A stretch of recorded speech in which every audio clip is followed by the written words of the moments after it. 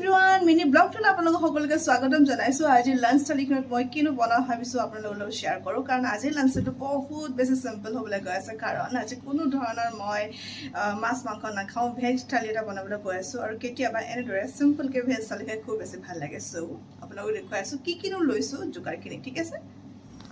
আজিৰ থালিখনৰ কাৰণে মই ৰেডি কৰি লৈছোঁ কেৰেলা বেঙেনা আৰু লগতে কাটি লৈছোঁ এটা সৰু পিঁয়াজ অকণমান নহৰু আৰু জলকীয়া এইটো ফালে লৈছোঁ মই সজিনা পাত আৰু লগতে অকণমান দালি তিয়াই থৈ দিছোঁ আৰু সজিনা পাতটো দালিৰ সৈতে মই বনাম।